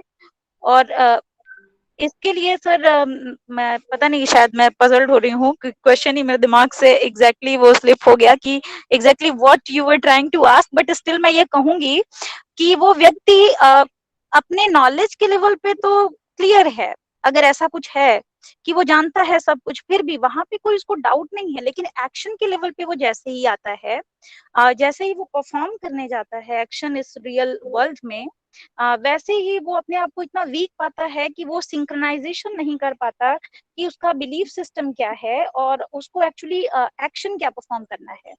तो ऐसी स्थिति में तो सर नॉन सिंक्रोनाइजेशन का इशू आएगा। I don't know whether I am right. मैं अगर उसको मेथड ऑफ डाउट में डाल देंगे। अगर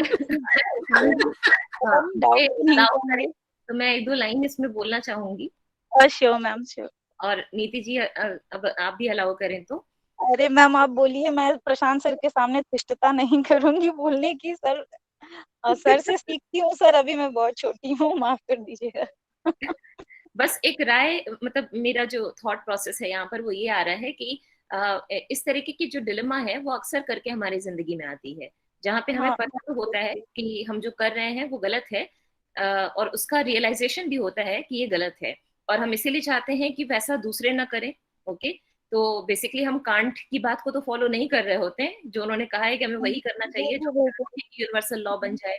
तो ऐसे में व्यक्तिगत स्वतंत्रता जो है किसी भी चीज को फॉलो करने की, वो अगर आप ऐसा कोई काम कर रहे हैं जिसमें आप अपने आप को पनिश कर रहे हैं, तो it's your choice, okay, because you know that you are not capable of handling your own will, and you will have to suffer from that, and it's your duty that you try to avoid such kind of presenting example in front of others, because others should not suffer by your example. As Gandhi has said, that you should become an exemplar of those actions which might do something good for the others.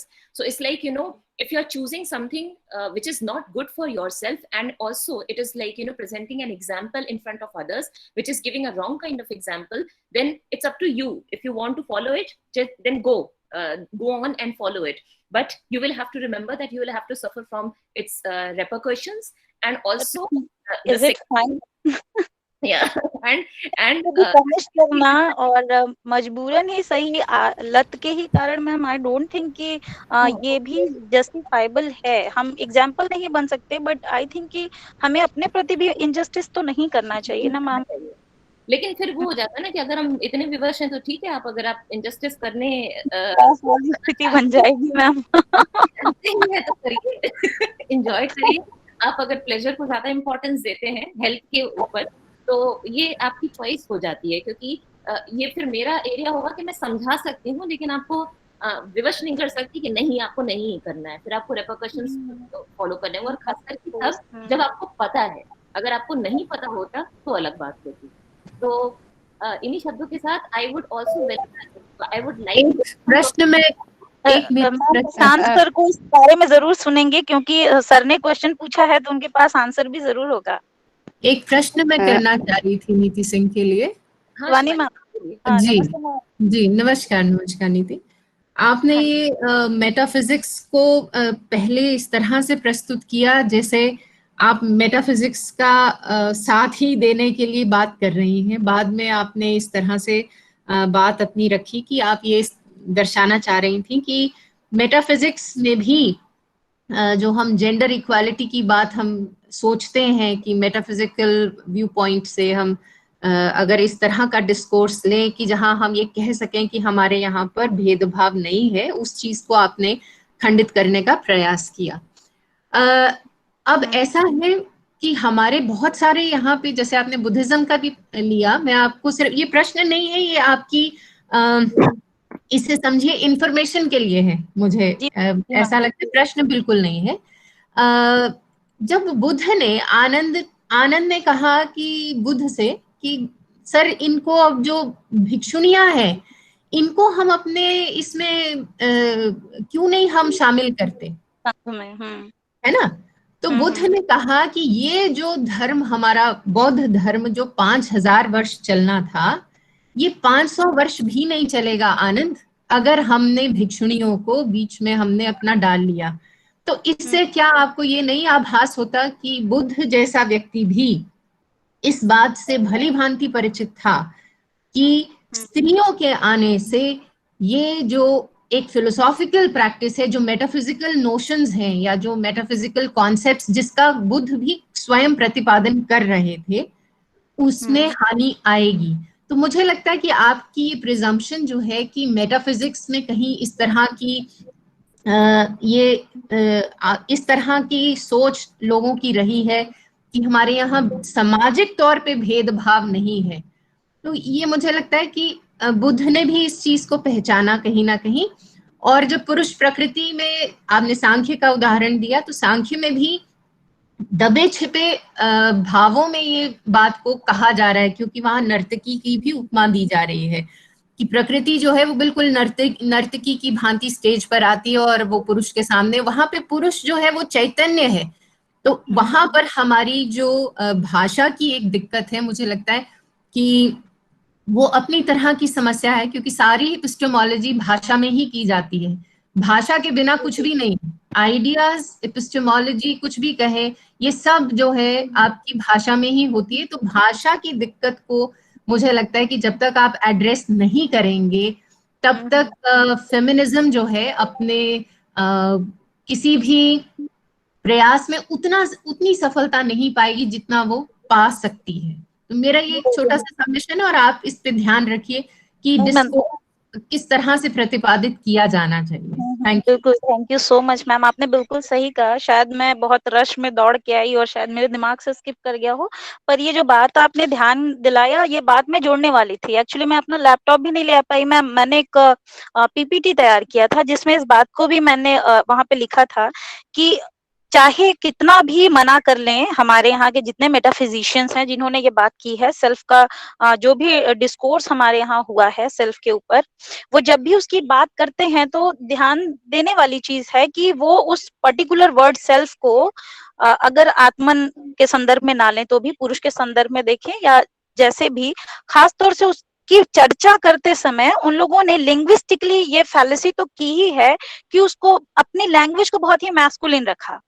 और ये चीज भी है कि मतलब जैसा कि बुद्ध ने कहा था, नीति ये आरोप बहुत फ्लूक है, इस पे हम फिर कभी चर्चा करेंगे, लेकिन ये कहना कि उन्होंने अपनी भाषा को पुरुष प्रधान रखा, वो पुरुष शब्द का अर्थ समझा रहे हैं, डिफाइन कर रहे हैं, डेफिनेशन दे रहे हैं कि वो चैतन्य है, पुरुष का अर्थ चैतन्य से ही है। और उससे मेरा डिसएग्रीमेंट उससे बिल्कुल नहीं है। उनके जो भी उन्होंने परिभाषित किया है जिस तरह से पुरुष को, उससे मेरा कोई डिसएग्रीमेंट नहीं है। उसको उन्होंने जेंडर्ड नहीं बनाया है और ना ही वो कहीं से भी मतलब प्रेजेंट होता है हमारे सामने। मतलब हमारा जो कहना है, या जो लोग भी इस तरह से देखते हैं कि भाषा में बात करने का, शुरुआत के दिनों में भी एक दो स्पीकर्स ने इस बारे में ध्यान दिलाया था, खासतौर से प्लेटो और एरिस्टोटल के भी संदर्भ में, उन लोगों ने भी इस तरह की गलतियां की। भले वो मतलब ऐसा कहते हैं कि जब वो मेन की बात कर रहे हैं तो main is not denoting main only but women also. तो इस तरह की भाषा यहाँ पे भी मैम आप देखेंगी, अगर हम लोग भी पढ़ते हैं जो किताबें हैं उनमें भी बहुत ही मतलब ही जैसा वर्ड गॉड के लिए भी यूज होता है, पर खैर वो तो बहुत एक लंबा डिस्कोर्स हो जाएगा, ऑब्वियसली आपने सही कहा मैम। बट स्टिल ये दिक्कत तो सही है, आई एक्सेप्ट कि लिंग्विस्टिकली जो दिक्कतें होती हैं या जिस तरह का इशू क्रिएट होता है, कंफ्यूजन्स क्रिएट होते हैं, उसको अगर हमें क्लियर करना है तो ऑब्वियसली नो डाउट हमें ध्यान देना पड़ेगा, लैंग्वेज पे ध्यान देना पड़ेगा, उसको कंसीडर भी करना पड़ेगा, क्योंकि उसके बिना तो शायद नहीं हो सकता सॉल्यूशन। तो I accept your all the suggestions ma'am, thank you so much. We have another question from Dr. Rekha Oja. Yes, thank you, Dr. Ritu. Doctor नीति जी, आपका पेपर पढ़ा, मतलब सुना मैंने, तो मेटाफिजिकल लेवल से आप शुरू हुई, मैं कुछ और ही एक्सपेक्ट कर रही थी, बट एनीवे ये मेटाफिजिकल लेवल में आपने आत्मा की बात कही, फिर आपने मतलब बाद में जाके ये कहा कि सोशल प्रॉब्लम जो है वो हम मेटाफिजिकल लेवल का जो जेंडर डिस्पैरिटी नहीं है, वो हम सोशल लेवल में जो जेंडर डिस्पैरिटी है उसको हम डील नहीं कर सकते। लेकिन एक छोटा सा मैं अपना ये विचार रखना चाहूँगी, ये क्वेश्चन नहीं है, इट्स जस्ट माय ऑब्जर्वेशन, कि जब ये जो मेटाफिजिकल लेवल में जो आत्मा वाली बात होती है, वहाँ से अगर हम आते हैं तो कहीं ना कहीं वो आत्मा वाली चीज़ हम वुमेन एम्पावरमेंट के लिए यूज़ कर सकते हैं। ये एक मैं जस्ट एक एग्जांपल देना चाहूँगी। अभी रिसेंटली हमारा एक एनजीओ है, वो तो रिसेंटली एक छोटी सी लड़की का, 16 साल की लड़की का उनका रेप हुआ है। तो फिर जब वो लड़की एक ट्रॉमा में चली गई थी एक टाइम में, तो उसको ये लगता था कि उसकी जो बॉडी है वो गंदी हो गई है। She is just a young girl, वो अपने बॉडी को ही प्योर और ये मान रही है। उसके दिमाग में ये मेटाफिजिकल लेवल वाला आइडिया बिल्कुल भी नहीं है। तो जब उसको ये समझाया गया मेटाफिजिकल लेवल में मतलब क्या होता है, आत्मा क्या होता है और बॉडी क्या होता है, डिफरेंसेस उस लेवल में जाके, and she suddenly come out of the trauma. तो ये बहुत काम किया वहाँ जाके। तो ये मेरा ये सिंपल सबमिशन है कि मेटाफिजिकल लेवल की जो चीज़ें हैं, अगर हम उसको अप्लाई कर पाए कहीं ना कहीं उसको लाके, तो इट विल वर्क।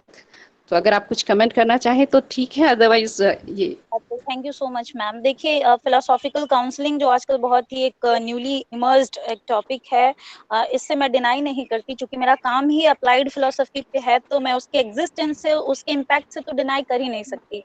वो तो मेरा पोजीशन है कि फिलोसफी इज अप्लाइड, मैं उसको मान के चलती हूँ। इसीलिए शिवी ने मेरा परिचय देते हुए भी कहा था कि फिलोसफी सिर्फ एक सब्जेक्ट नहीं है, थियरीज नहीं है, बल्कि वो एक नेसेसिटी है लाइफ को जीने की।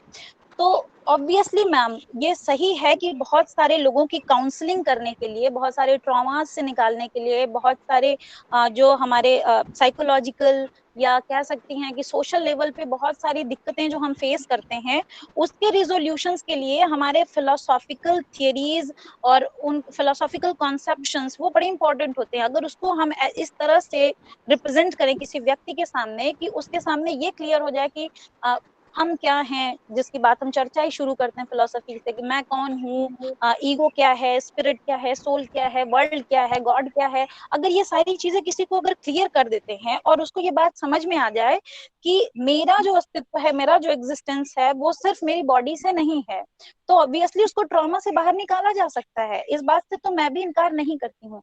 मैंने जो बात कही थी मैम, मेरा जो मतलब डिसएग्रीमेंट था वो किस बात पे था, मैं उसको एक बार शायद फिर से क्लियर कर दूं। मैं ये नहीं कह रही हूँ कि मेटाफिजिकल जो हमारे कॉन्सेप्शंस हैं उसका कोई एप्लीकेशन, किसी तरह का एप्लीकेशन सोशल लेवल पे संभव नहीं है। This is not my position. मैं ये मानती हूँ कि हमारे मेटाफिजिकल कॉन्सेप्शन, एपिस्टेमोलॉजिकल हमारी थियरीज या हमारे मोरल कॉन्सेप्शन, ये सारे जो है अप्लाइड है, अप्लाइड इन नेचर ही है, वो उनका एप्लीकेशन होता है। लेकिन मेरा कहना ये है कि जो लोग भी इस तरह की बातें करते हैं, जो ये कहते हैं कि जेंडर इनइक्वालिटी मतलब है ही नहीं, क्योंकि हमारे यहाँ ट्रेडिशन में उन लोगों को ये जवाब है एक मेरा कि जो लोग भी ये कहते हैं कि हमारे यहाँ तो जेंडर इनइक्वालिटी नहीं है, क्योंकि फिर ये श्लोक, वो सूत्र, ये वेद, उपनिषद, गीता, आत्मा का उदाहरण, मैं उस चीज को नकार रही हूँ कि मेटाफिजिकल कॉन्सेप्शंस को आप यहाँ पे ला के सोशल इनइक्वालिटी की बात कैसे कर रहे हैं। सोसाइटी में तो ये सीन है, सोसाइटी में तो ये विजिबल है, क्लियरली विजिबल है कि यहाँ पे डिस्क्रिमिनेशन है। और ये डिस्क्रिमिनेशन है क्यों? क्योंकि यहाँ पे जेंडर रिकॉग्निशन है, और जहाँ पे जेंडर रिकॉग्निशन होगा वहीं पे जेंडर डिस्क्रिमिनेशन होगा। तो जेंडर डिस्क्रिमिनेशन मैम हो ही नहीं सकता मेटाफिजिकल लेवल पे। Obviously on the metaphysical level there is no gender recognition, and where there is no gender recognition there is no possibility of gender discrimination at all.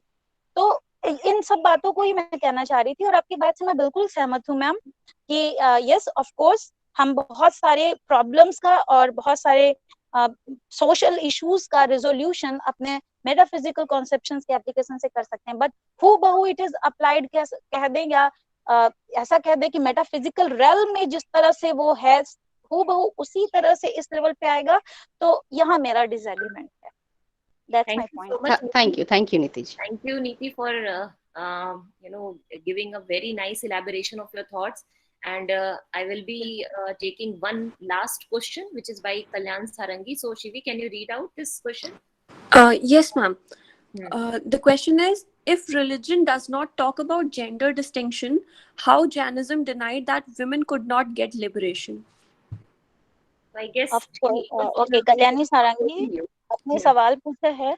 if religion does not talk about gender distinction, how Jainism denied that women could not get liberation? नीचे मैं देख सकती हूँ कि प्रशांत sir ने कुछ reply किया है. आई थिंक कल्याणी आपको ही रिप्लाई किया होगा. मैं उसको एक बार पढ़ लेती हूँ, फिर मैं आपको बताती हूँ. सर ने रिप्लाई किया है, religion does not talk about gender at the theoretical level, which may or may not be institutional in nature. However, at the field level, the practices indicate hints of gender talk that is necessarily institutional. So there is no contradiction, as there are two different levels of religion. Sir के जवाब से मैं पूरी तरह से सहमत हूँ. Thank you sir, आपने मेरा काम आसान कर दिया. तो देखिए कल्याणी, रिलीजन जो है वो जो जेंडर के बारे में जब थेरेटिकल लेवल पे बात करता है तो ऑब्वियसली वहां पर किसी तरह का डिस्क्रिमिनेशन नहीं है, ठीक है. और क्योंकि उस लेवल पे यानी थेरेटिकल लेवल पे जैसा कि सर कह रहे हैं कि विच मे और may not be institutional in nature, लेकिन जब हम फील्ड लेवल की बात करते हैं, जब प्रैक्टिकल लेवल की बात करते हैं, तो यहाँ पे हम जानते हैं कि जो जेंडर है वो एक सोशल कंस्ट्रक्ट है. जेंडर कहाँ से निकल के आता है? हमारी सोसाइटी से. ये इम्पोज्ड है एक तरह से. आप कह सकते हैं कि देखिए, आपने अगर ध्यान से सुना हो या सोशल पॉलिटिकल फिलॉसफी में पढ़ा हो, सेक्स और जेंडर का जो डिस्क्रिमिनेशन है, कैसे हम रिकॉग्नाइज करते हैं जेंडर को, वो इंस्टीट्यूशनल है. कैसे? क्योंकि देखिए हमारी सोसाइटी में कुछ पैटर्न्स बने हुए हैं. कुछ पैटर्न्स यूं बने हुए हैं कि अगर आप जैसे छोटे से बच्चे को जैसे ही हम लोग उसकी रियरिंग शुरू करते हैं, उसको उस सेक्स से रिलेटेड, मतलब पैरेलली हम मेल सेक्स को मेल जेंडर मान के चलते हैं. बचपन से ही, पैदा होते ही उसका नाम रखेंगे तो मैस्कुलिन रखेंगे, उसको पहनाएंगे कपड़े तो मैस्कुलिन पहनाएंगे, उसका ट्रीटमेंट, उसको खिलौने तक भी देंगे तो उसमें भी हम अपना जो है जेंडर वो डाले रहते हैं कि अगर लड़का है तो उसको ट्रक और गन्स देंगे, अगर लड़की है तो उसको डॉल्स देंगे. तो ये जो है ये इंस्टीट्यूशनल है पूरी तरीके से. और धीरे धीरे धीरे धीरे आपको यानी मेल सेक्स को मेल जेंडर में और फीमेल सेक्स को फीमेल जेंडर में ढालने का काम होता है, और ये बाकायदा इंस्टीट्यूशनल तरीके से होता है. तो इस बात से मेरे ख्याल से कि महावीर स्वामी के भी समय में वो इस बात से तो बिल्कुल पूरी तरह से परिचित थे कि जिस तरह की अपब्रिंगिंग विमेन की हुई है, जिस तरह का उनका इमोशनल जो प्रीसपोजिशन है, उनके जो लाइफ पैटर्न्स हैं, उसके हिसाब से शायद वो ये बात अच्छी तरह जानते थे कि विमेन के लिए लिबरेशन पॉसिबल नहीं है. हालांकि इसको काट दिया गया है थियरी, इस पे बहुत सारे लोगों ने ऑब्जेक्शंस किए हैं. और मैं ऐसा नहीं कहती, क्योंकि मैंने सुलभा का आपके सामने वो दिया एग्जाम्पल. तो ऑब्वियसली अगर सुलभा इमेंसिपेटेड हो सकती है, कोई भी महिला हो सकती है, क्योंकि लिबरेशन मतलब बहुत अलग अलग तरीके से समझा जाता है. जीव अजीव का डिफरेंस जान लेना, ज्ञान से मुक्ति पाना, ज्ञान प्राप्त कर लेना, ये सारी चीजें यदि मेन कर सकता है तो विमेन भी कर सकती है. तो ये इस तरह से मेरे ख्याल से उन्होंने इस तरह से उसको देखा होगा, समझा होगा, और इसलिए ऐसा कहा होगा. Thank you so much, Dr. and thank you so much for thank you so much, Dr. Prashant Shukla.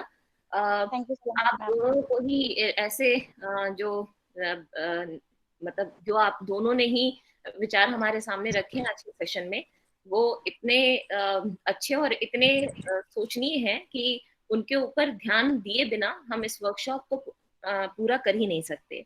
जो प्रशांत जी ने कहा, जिस तरीके से बातें रखी और जिस तरीके से आपने बातें रखी, ऐसा लगा पहले, जैसा कि शिवानी मैम ने भी कहा और रेखा जी ने भी कहा, ऐसा लगा कि आप जो का आर्टिकल है उसको आप सपोर्ट करेंगी, लेकिन आपने फिर मुंह मोड़ लिया. ओके, तो और आपने उसका क्रिटिक प्रेजेंट कर दिया. सो वो बहुत ही एक इंटरेस्टिंग एस्पेक्ट रहा. और ऐसे ही प्रशांत शुक्ला जी के इसमें लेक्चर में उन्होंने जिस तरीके से इतने सारे क्वेश्चंस रेज किए, वो क्वेश्चंस हमारे दिमाग में होने चाहिए और उनका आंसर भी फेमिनिस्ट होने के नाते हमें देना चाहिए. सो और मैं आप दोनों को धन्यवाद करना चाहूंगी इन्हीं शब्दों के साथ. And I would also like to thank the audience for being here and listening to us. And I would like to thank Shivi for being a part of this section, and Dr. Parveen and Dr. Archana ma'am for always being there. So thank you thank you so much everyone, and thank you Professor Bala for attending the session too. And we will be meeting at 4 o'clock for the last session but not the least session of this workshop. And then further, we will be having the valedictory session today. So please join us once again at 4 o'clock. And as I have already announced yesterday, that there will be a quiz, and the link for the quiz will be sent to you, and you will have to give the answer, and you will have to pass in that quiz in order to get certificate. So Archana ma'am, अगर आप कुछ कहना चाहती हैं तो कहकर और फिर इस सेशन की समाप्ति करें. Thank you so much Ritu and thank you civil. और फिर हम लोग मिलते हैं 4 बजे के सेशन में. उसके बाद हमारी वैलिडिटी है. आप सब इनवाइट है. Thank you so much. Thank you everyone. Okay, thank you Ritu ma'am, Archana ma'am, thank you. Bye. Thank you नीति.